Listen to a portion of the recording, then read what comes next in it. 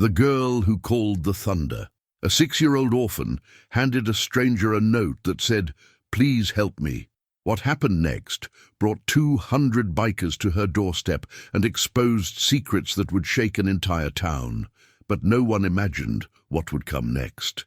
If this story touches your heart, please like and comment below. Share your thoughts and help us spread stories of hope and justice. Your support means everything. Lily Chen was 6 years old and invisible. At least that's what she'd learned to be in the Morrison house, a 2-story home in Riverside, Texas, that looked perfect from the outside. White picket fence, manicured lawn, American flag. Inside was different. Inside, Lily learned that being seen meant being hurt. The Morrisons were foster parents. Carol Morrison, 48, with her church lady smile and iron grip.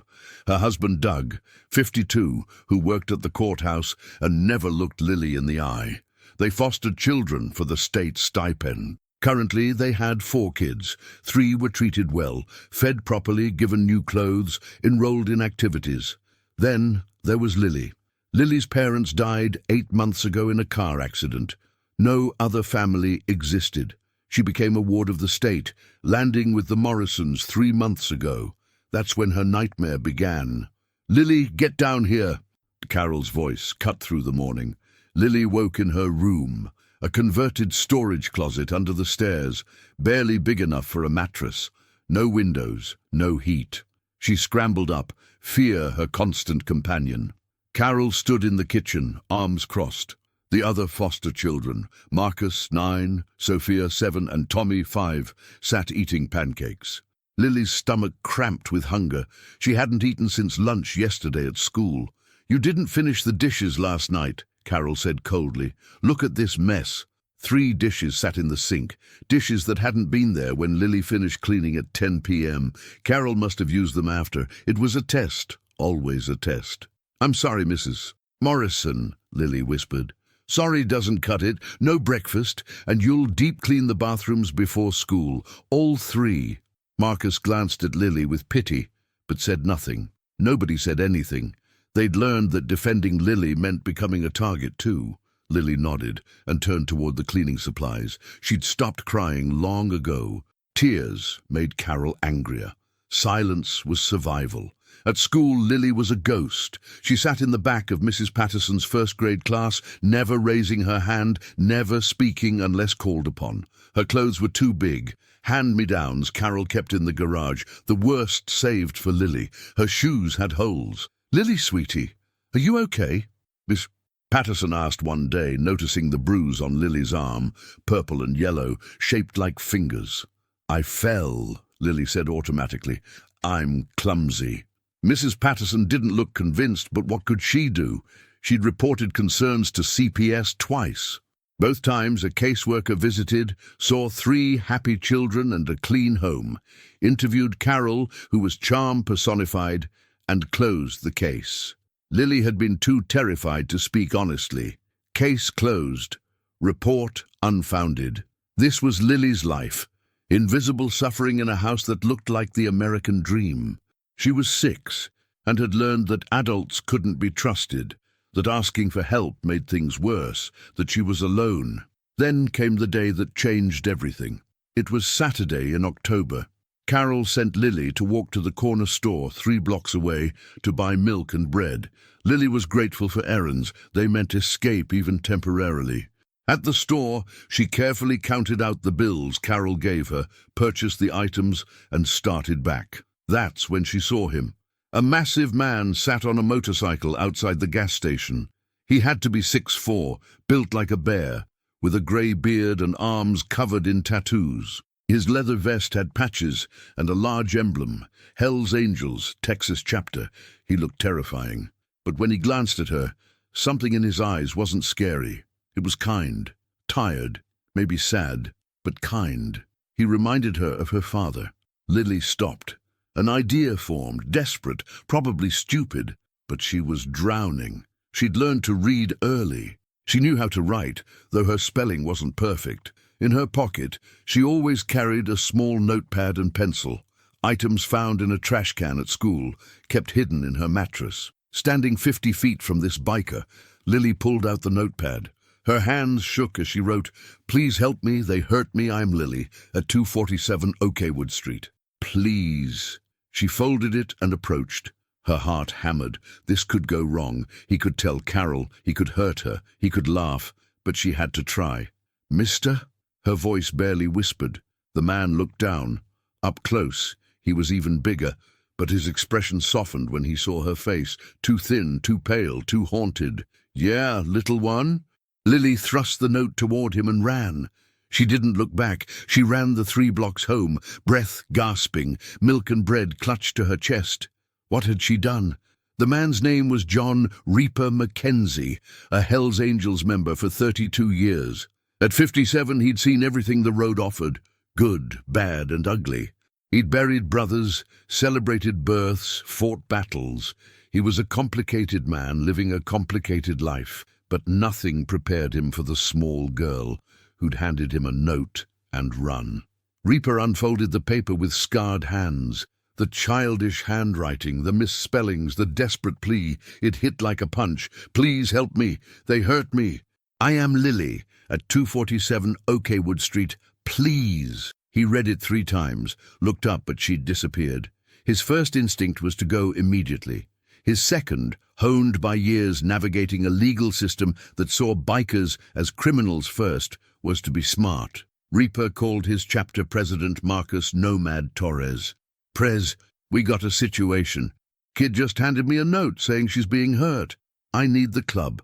Within an hour, Reaper sat in the Hells Angels clubhouse with 15 members, the note on the table.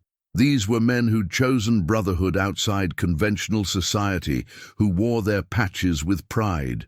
They weren't saints. But they had rules, and one was ironclad. You protect children. Always. No exceptions. Nomad read the note, jaw tightening. At 49, he'd been president 12 years, respected and feared equally. He had daughters of his own. "We need intel before we move," Nomad said. Address was 247 Oakwood Street. That's what she wrote. Danny pulled out his laptop.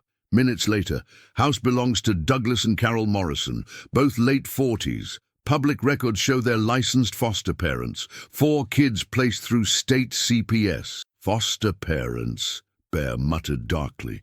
Jesus, kids got nowhere else. "We need to verify first," Nomad said carefully. "Could be misunderstanding.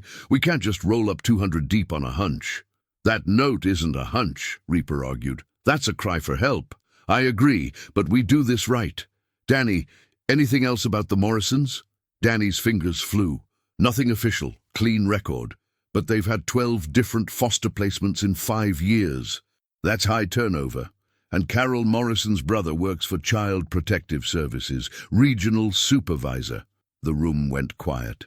Everyone understood.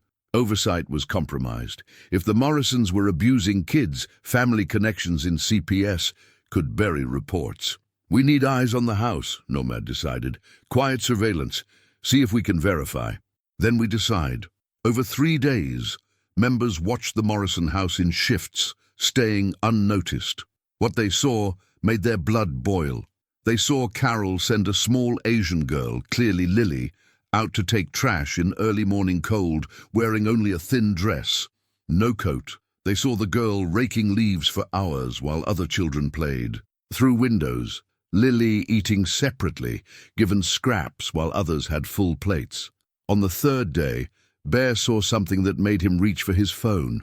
Through a window, he watched Carol grab Lily by the arm and shake her violently, then shove her toward a closet. The small girl's face was frozen in terror. Bear called Nomad. "Prez, we got confirmation. Just watch the foster mother assault the kid. It's real." Nomad sat in his office, leadership weighing heavy. They had confirmation. Now they had to respond. The legal route. Call CPS, but CPS was compromised by family connections. Call police in a small Texas town where cops and foster families had relationships. Risky. Or they could do what the Hells Angels did best, make a statement so loud it couldn't be ignored. Nomad made 3 calls. First, to every chapter within 300 miles. Second, to a lawyer specializing in family law. Third, to a journalist at a regional newspaper who'd covered foster care system failures. "We're going to help this kid," Nomad told Reaper, "but we're doing it in a way that protects her and exposes everyone who failed her. Get ready. Tomorrow, we ride." Sunday morning dawned clear and cold. Lily woke in her closet room, body aching from the thin mattress. Today was worse, because yesterday she'd broken a plate. Actually, Carol knocked it from her hands, and her punishment was no dinner and extra chores. She dressed in 2 big clothes, tied her broken shoes, and crept upstairs. Maybe she could finish chores before Carol woke. But Carol was already in the kitchen, coffee in hand, that mean smile on her face. "You're up early? Good. Bathroom floors need scrubbing.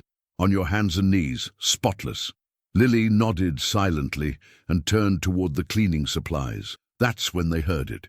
Distant at first, then growing louder. A rumble like thunder, except the sky was clear. The sound grew until it was deafening, the roar of hundreds of motorcycles approaching. Carol's face went pale. She rushed to the window and pulled back the curtain. Doug came running downstairs, the other foster children following. Everyone stared as an impossible sight unfolded. Motorcycles. Dozens. No, hundreds. They came from both ends of the street, converging on the Morrison house, filling the road, lining curbs, parking in the yard. Men and women in leather vests with unmistakable Hells Angels patches, faces serious, arms crossed. They didn't speak. They didn't threaten. They just stood there, a wall of leather and chrome and Brotherhood, 200 strong. They were there for Lily. Neighbors poured out of houses, staring in shock. Someone called police. Within minutes, 3 squad cars arrived, but officers looked uncertain. The bikers weren't breaking laws. They were parked legally, standing peacefully. They weren't threatening anyone. They were just present, overwhelmingly present. Nomad walked up the Morrisons' front steps alone. He knocked firmly. Carol answered, face white, hands trembling. Doug stood behind her, equally terrified. "Mr. and Mrs. Morrison?" Nomad's voice was calm. "My name is Marcus Torres. I'm here about Lily Chen." We don't know what this is about," Carol stammered. "We're licensed. We haven't done anything wrong." "Haven't done anything wrong?" Nomad's voice hardened. "That little girl handed one of my brothers a note begging for help. We've been watching your house 3 days, and what we've seen disgusts us." "You can't. This is harassment." Doug tried to sound authoritative. "This is protection," Nomad corrected. 200 members of the Hells Angels have come here for one reason, to make sure nothing else happens to that child. We're not leaving until proper authorities, real authorities, not the compromised CPS run by your brother-in-law, investigate. Behind Nomad, a news van pulled up. The journalist was here with a camera crew. Another van followed. Word spread fast when 200 bikers appeared.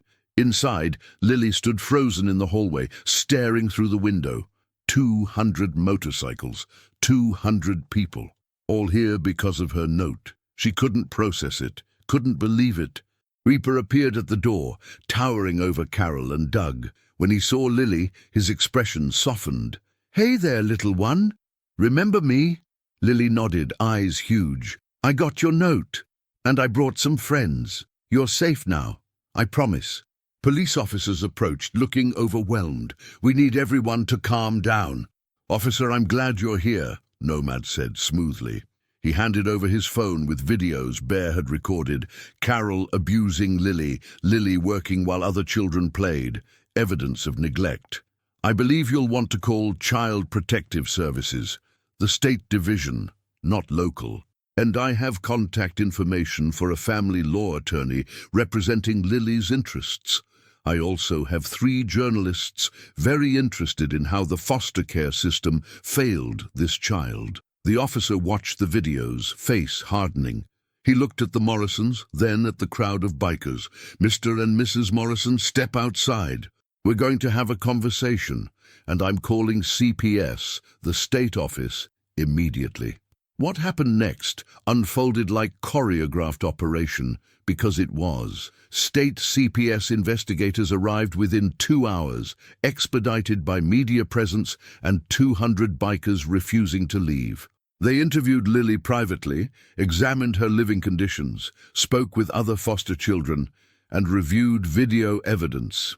Carol Morrison was arrested by evening, charged with child abuse and neglect. Doug Morrison was charged as accessory.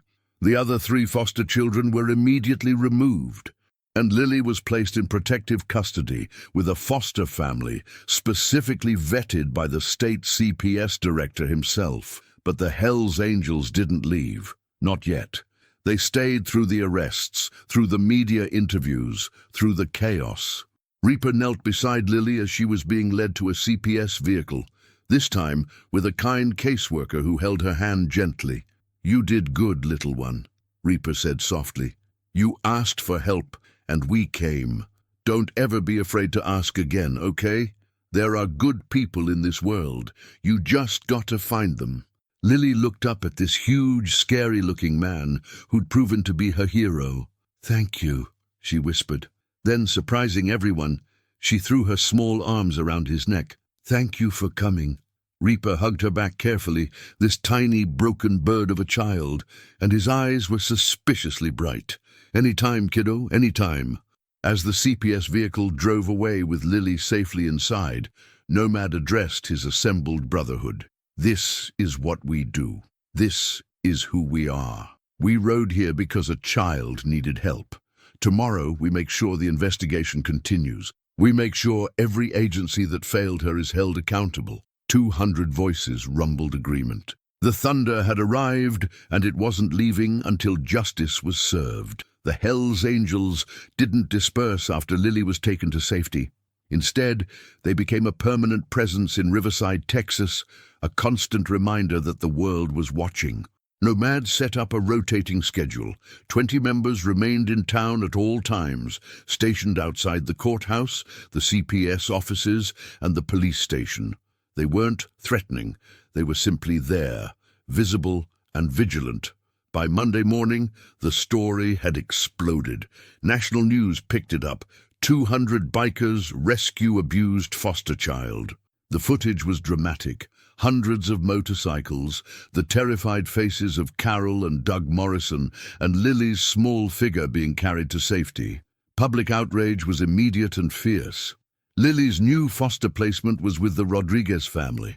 Maria and Carlos, both in their 50s, experienced foster parents with impeccable records. They lived 40 miles from Riverside in a quiet neighborhood, chosen specifically to distance Lily from the Morrison situation. Maria was a retired teacher, Carlos a mechanic. They had fostered 17 children over the years, and every single one spoke highly of them. When Lily arrived at their home Sunday night, exhausted and overwhelmed, Maria knelt to her level. "Hi, Lily. My name is Maria, and this is Carlos. We're so glad you're here. You're safe now, sweetheart." Completely safe. Lily stared at her with those 2 old eyes, waiting for the catch. In her experience, adults who seemed nice were the most dangerous because the betrayal hurt more. "Are you hungry?" Carlos asked gently. Lily nodded slowly. "How about I make you my famous grilled cheese sandwich? And we have chocolate milk. Do you like chocolate milk?" Another nod. They didn't push her to talk. They didn't ask questions about what happened. They just fed her, showed her to a real bedroom, with a window, a soft bed, posters on the walls, and a closet full of clothes in her size, and told her she could rest as long as she needed. Lily sat on the edge of the bed, afraid to touch anything. This had to be temporary. This couldn't be real. Real was the closet under the stairs. Real was hunger and cold and Carol's angry face. Maria sat beside her, not too close. "Lily, I know you're scared. I know you've been hurt.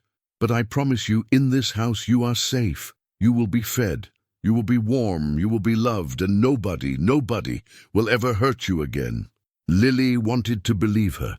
She wanted it so desperately it hurt. But believing meant risking being hurt again, and she didn't know if she could survive that. That night, Lily barely slept despite the comfortable bed. She kept waiting for Carol to burst through the door, for this to be revealed as a trick, for the nightmare to resume. Meanwhile, in Riverside, the investigation was expanding far beyond the Morrison house. State investigators discovered that Carol's brother, Richard Walsh, the regional CPS supervisor, had been systematically burying complaints about multiple foster families in the area. The Morrisons weren't the only ones abusing children. They were part of a network. Walsh had been receiving kickbacks from foster families who took in children primarily for the state stipends. These families would provide minimal care, pocket most of the money, and Walsh would ensure that complaints never went anywhere. It was a lucrative scheme that had operated for nearly a decade, and dozens of children had suffered. The Hells Angels' very public intervention had shone a spotlight that couldn't be ignored or buried. The FBI became involved. The state attorney general opened an investigation, and every foster placement in the region was being reviewed. Reaper visited Lily on Wednesday. Maria had asked if it was okay, and Lily had nodded eagerly, the first real enthusiasm she'd shown since arriving. When Reaper's motorcycle pulled up, Lily was waiting by the window. He knocked, and Maria answered. "You must be Reaper. Lily's been excited to see you. Come in." Reaper stepped inside, this massive man in leather looking incongruous in the cozy living room. Lily stood in the hallway, suddenly shy now that he was here. "Hey, little one," Reaper said softly. "How are you doing?" "Okay," Lily whispered. Then, stronger, "Thank you for keeping your promise." "Always keep my promises," Reaper said. He knelt down to her level. "I wanted to check on you, make sure you're really okay. Are these folks treating you right?" Lily looked at Maria, who smiled encouragingly. "They're nice," Lily said quietly. "They gave me a room and food, and Maria reads to me at night." "That's good. That's real good." Reaper pulled something from his vest pocket, a small patch with angel wings. "This is for you. It's not an official patch or anything, but I had it made special. It means you're under the protection of the Hells Angels. Anyone messes with you, they mess with all of us. You keep this somewhere safe, okay?" Lily took the patch with reverent hands. "Really, I can keep it? It's yours, your family now." Lily's eyes filled with tears, the first tears she'd shed since the rescue. "I thought nobody cared about me. I thought I didn't matter." Reaper's voice was thick with emotion. "You matter, Lily. You matter so much. Don't ever forget that." They spent an hour together. Reaper told her stories about the road, about the Brotherhood, about how sometimes family isn't who you're born with, but who shows up when you need them. Lily listened, soaking in the attention like a plant that had been dying of thirst. When Reaper left, he spoke quietly with Maria at the door. "How is she really?" Maria sighed. "Traumatized. Nightmares every night. Barely eats even though we encourage her. Flinches at sudden movements. She's terrified this is temporary, that she'll be sent back or somewhere worse. It's going to take time." "She's got time," Reaper said firmly. "And she's got us. If you need anything at all, you call me." "The club is committed to making sure she's okay." "That's incredibly kind. But why? You don't know her. Why go to such lengths for one child?" Reaper was quiet for a moment. "Because I've got a daughter I haven't seen in 15 years. Made a lot of mistakes when she was young. Chose the club over her too many times. By the time I tried to fix it, she wanted nothing to do with me. I can't go back and be the father she needed. But maybe I can make sure Lily has people who show up for her. Maybe that counts for something." Maria touched his arm gently. "It counts for everything." Back in Riverside, the arrests continued. 6 more foster families were charged with abuse and fraud. Richard Walsh was arrested for corruption and conspiracy. The local CPS office was gutted and rebuilt with new leadership, and the 3 children who'd been in the Morrison house with Lily were placed in new, carefully vetted homes. But the investigation revealed something even more disturbing. Danny, the club's tech expert, had been digging deeper into the Morrisons' finances. He found regular payments from an offshore account, amounts far exceeding foster care stipends. Someone had been paying them extra money, and the timing of payments corresponded with when new children were placed in their home. "This isn't just fraud," Danny told Nomad. "This is trafficking. Someone was paying the Morrisons to take specific kids. I think there's a bigger operation here." Nomad's expression darkened. Can you trace the offshore account? Working on it, but whoever set this up knew what they were doing. It's going to take time. Take all the time you need. If there's a trafficking ring operating in our backyard, we're going to burn it to the ground. 3 weeks after the rescue, Lily started first grade at a new school near the Rodriguez home. Maria walked her in the first day, held her hand as they met her new teacher, Mrs. Anderson, and promised she'd be waiting right outside when school ended. Lily clutched her backpack straps, terrified. School had never been safe before, but Mrs. Anderson was kind, and the other children were curious rather than cruel. Nobody knew her story here. She was just a new student, a small girl with neat clothes and a lunchbox with food inside. At lunch, a boy named Marcus sat beside her. "Hi, you're new, right? I'm Marcus. Want to be friends?" Lily stared at him. Friends. She'd never had friends. "Okay," she whispered. "Cool. Do you like dinosaurs? I really like dinosaurs. My favorite is the Triceratops because it has 3 horns and that's awesome." As Marcus chatted about dinosaurs, Lily felt something unfamiliar. Normal. For the first time in months, she felt like maybe, possibly, she could be a regular kid. But trauma doesn't heal in 3 weeks. That night, Lily woke screaming from a nightmare. Carol's face, the closet, the hunger, the fear. Maria rushed in and found Lily huddled in the corner, hyperventilating. "Lily, sweetheart, you're safe. You're in our house. Carol can't hurt you anymore." Maria sat on the floor nearby, not touching, but present. "She's coming back," Lily gasped. "She's going to take me back. She said I'm hers forever." "She's not coming back. She's in jail, Lily. She can't get to you. And even if she could, she'd have to go through Carlos and me and 200 bikers who would move heaven and earth to keep you safe." Slowly, Lily's breathing calmed. "Promise?" "I promise. Come here." Maria opened her arms, and Lily crawled into them, letting herself be held for the first time since her parents died. She cried, deep, wrenching sobs that shook her small body. Maria rocked her gently, whispering reassurances until Lily finally fell asleep. Meanwhile, the Hells Angels investigation was bearing fruit.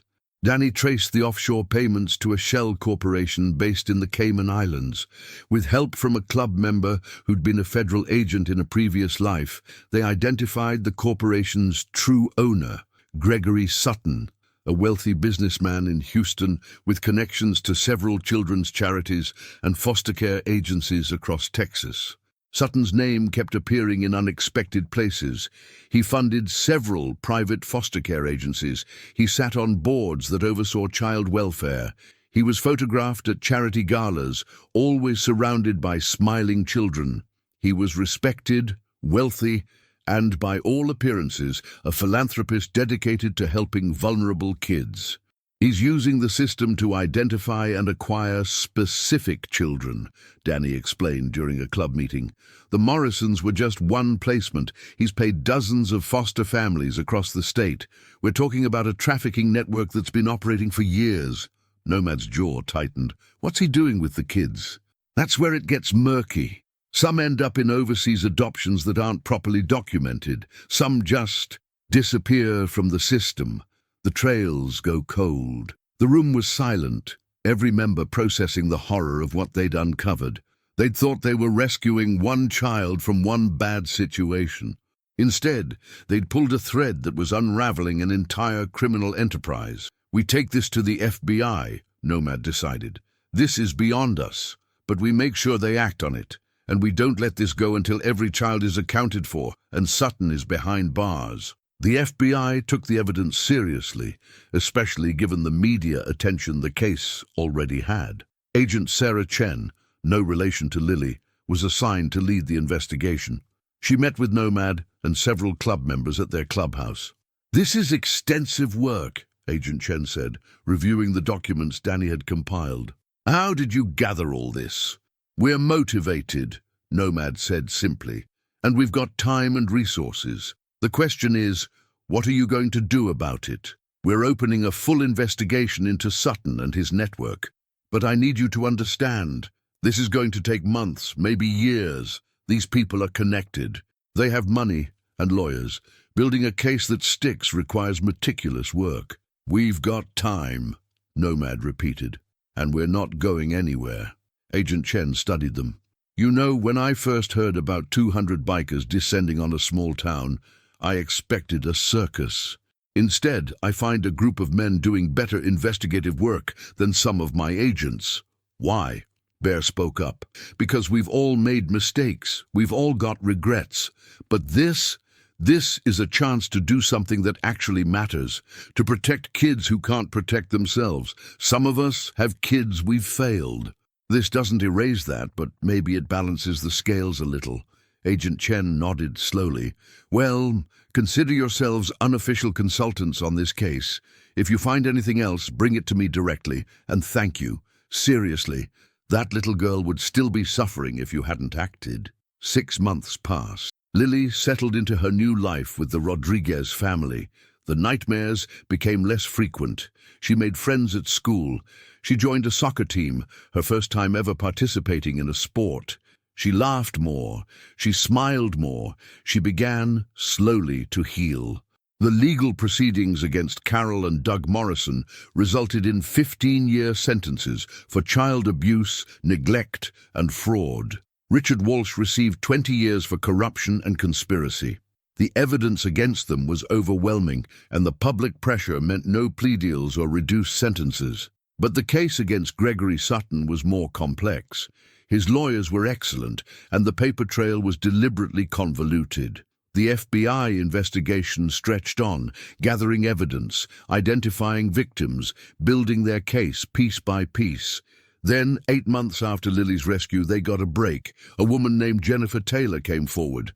She'd been adopted through one of Sutton's agencies as a child, taken from a foster home in Texas to a family in Singapore. That family had been abusive. She'd finally escaped as a young adult and spent years trying to find out how she'd ended up in that situation.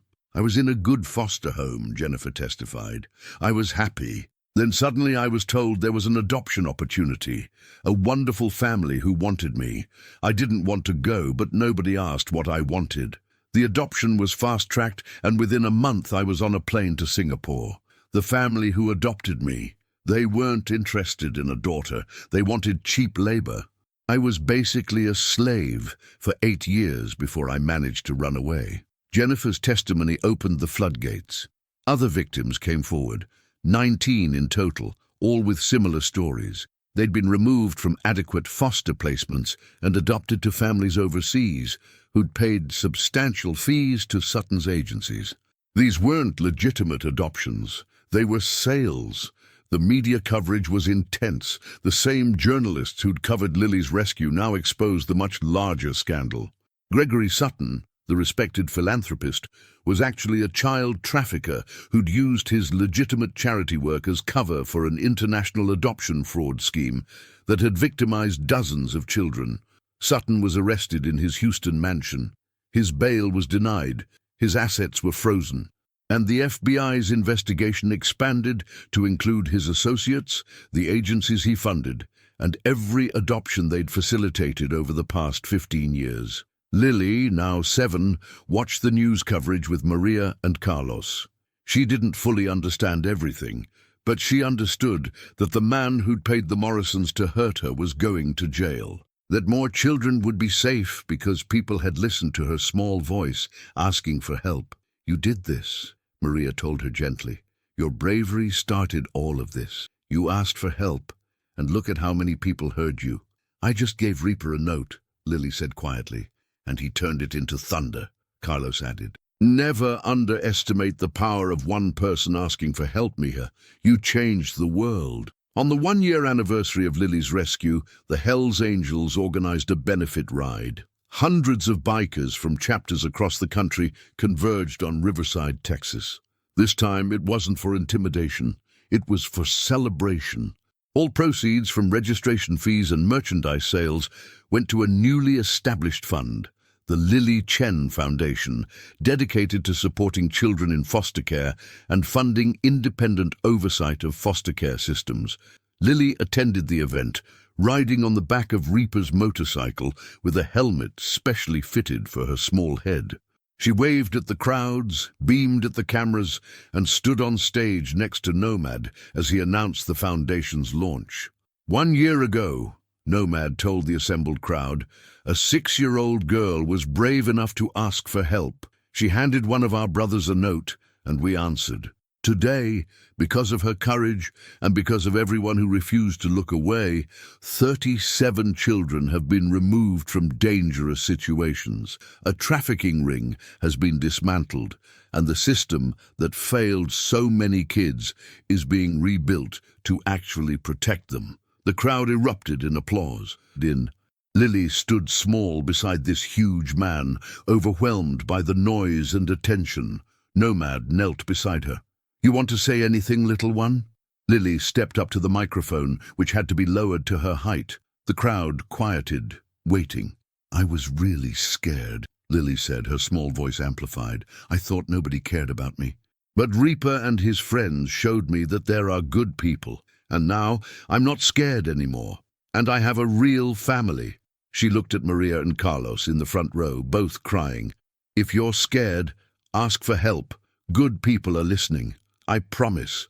The crowd erupted again, many people openly weeping. This small girl, who'd survived hell and found the courage to seek help, had become a symbol of resilience and hope. Gregory Sutton's trial took place 14 months after Lily's rescue. The evidence was overwhelming. Financial records, testimony from victims, testimony from foster families he'd paid, communications that explicitly discussed moving specific children for profit. He was convicted on 23 counts, including human trafficking, fraud, and conspiracy. He was sentenced to 45 years in federal prison. No possibility of parole. The judge, in delivering the sentence, said, "You exploited the most vulnerable members of our society for personal gain. You took children who'd already suffered loss and subjected them to further trauma and abuse. This court finds your actions to be among the most reprehensible it has encountered." Lily didn't attend the trial, too young, too traumatic, but Maria and Carlos watched via livestream with several Hells Angels members who'd become regular visitors to their home. When the sentence was announced, Reaper raised his beer. "Justice." The others raised their drinks in agreement. Justice. 2 years after the rescue, Lily was 8 years old and thriving. The Rodriguez family had moved to formally adopt her, and the process was nearly complete. She excelled in school. She played soccer. She had friends. She still saw a therapist weekly. Trauma doesn't disappear, but she was healing. She kept the angel wings Patch Reaper had given her in a special box on her dresser, along with a photo from the benefit ride showing her surrounded by bikers, all of them smiling. Reaper visited monthly, always bringing small gifts, books, art supplies, soccer gear. He'd become Uncle Reaper, a permanent fixture in her life. Through him, she'd gained an extended family of club members who checked on her, celebrated her birthdays, and showed up for her soccer games in full leather, cheering louder than anyone else. On the 2nd anniversary of the rescue, Lily wrote a letter. Maria helped her mail it to the Hells Angels clubhouse in Riverside. "Dear Reaper and all my uncles, thank you for coming when I asked for help. Thank you for keeping your promise. Because of you, I'm not scared anymore. Because of you, lots of kids are safe. I'm in 3rd grade now and I got an A on my book report. Maria and Carlos are adopting me, so I'll have a forever family. But you're my forever family too. I love you. Love, Lily." When Nomad read the letter aloud at a club meeting, grown men wept without shame. They'd ridden to Riverside 2 years ago thinking they were rescuing one child. Instead, they'd sparked a movement that had protected dozens, exposed corruption, dismantled a trafficking ring, and proven that sometimes the most unlikely people become heroes. They'd learned that family isn't about blood or patches or even shared history. It's about showing up. It's about hearing a small voice asking for help and answering with everything you've got. It's about turning one girl's desperate note into thunder that echoed across a state and changed lives. Lily Chen had asked for help and 200 bikers had answered. In doing so, they'd saved not just her, but dozens of other children. They'd exposed evil hiding behind respectability, and they'd proven that sometimes the most powerful force in the world is simply refusing to look away when someone needs you. The girl who'd been invisible had called the thunder, and the thunder had come. And in its wake, justice, healing, and hope bloomed where once there had been only suffering and silence. That was the real miracle.